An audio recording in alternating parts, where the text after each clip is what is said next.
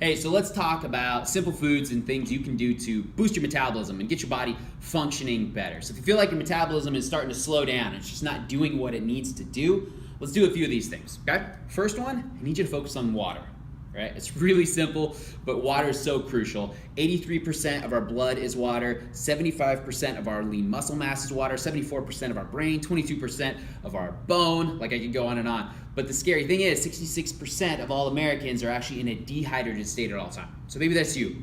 And think about it, if we're dehydrated, we're not gonna function well. And there's reasons when people boost their water, they get everything flowing a little better, they function better, and they actually drop some weight. So if your metabolism is suffering, check your water. Now how much? About half your body weight in ounces. So if you're a 200-pound person, cut that in half, go for 100 ounces a day. If that's not achievable, cut it back until you find something that is achievable and also sustainable. So maybe that's only 25 ounces of water for you a day right now, but you can work towards getting that up a little higher. Now number two, lean proteins, right? So your chicken, fish, turkey, eggs, any of your lean proteins are gonna be really good because they help you maintain muscle mass.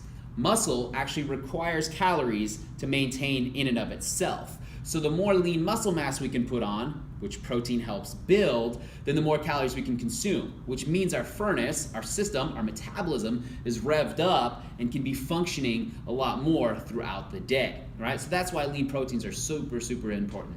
And the other main reason is they're very iron rich. Okay, so a lot of people are really iron deficient. The more iron you have in your system, the better it's going to function. The last reason is it's thermogenic. So which means is anytime a food is thermogenic, it just means that as it's being digested, some of it is burning calories. Protein is exactly one of those things. It's a thermogenic food. Up to 25% of it actually has to be burned just by breaking down through the digestive process. So the average American diet has about 15% protein in it on a daily basis. So I encourage you to try and get to about 30% of your overall calorie intake each day from protein. So look to increase those sources because it's gonna be burning calories just as you're eating. And I'm all for eating more. I don't know about you, all right? Next one, dark leafy greens. So an example would be like spinach, that darker colored. One, it's iron rich, nutrients, vitamins, minerals, and it's just an amazing source of fiber. And when we have a lot of fiber in our system, it's gonna process and regulate, especially that increase in protein that you just went through while you're building muscle mass, and expel all the stuff we don't need. So it's just gonna get our body functioning on much more of a regular basis to a better degree. And like I said, all those vitamins, minerals, and nutrients are crazy good for us, okay? Now the next one's eggs. The reason I love eggs is they've got branched chain amino acids and a ton of vitamin D. Vitamin D is something that's missing from the American diet on a lot of occasions, which is why we see so many people having to supplement. Going to the doctor and they're doing your test, their yearly physical, and they're going, time to put some vitamin D in your system, and they have you popping a pill. So it's one of the ways that we can actually do that from a protein source, which is extremely good, all right? Next one is actually lentils. Yes, it's mostly a carbohydrate. I'm cool with that. Carbs actually go and burn your system.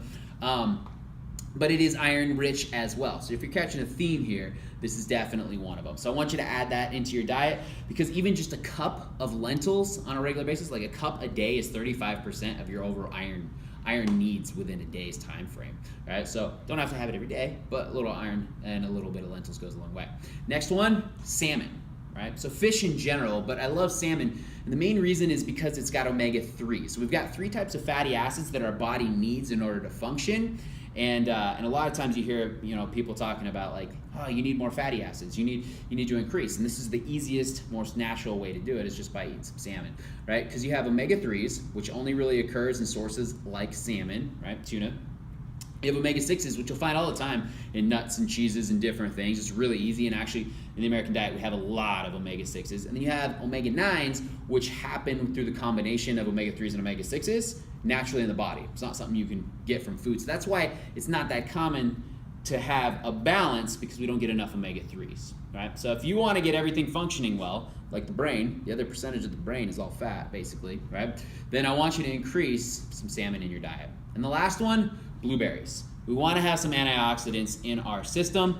Blueberries are a great source of that. The darker typically your veggies and your berries and stuff are, like the more vitamin rich they tend to be, okay? And then the last one, I know I told you the last one was the last one, but it's just an extra stimulant. Right? So things that can actually rev your metabolism are things like caffeine, right? So coffee and tea. and totally fine with doing it. Just be aware that you're not dumping a bunch of stuff in it, sugars and creams and all this kind of stuff that's actually going to then just add calories and slow down your system.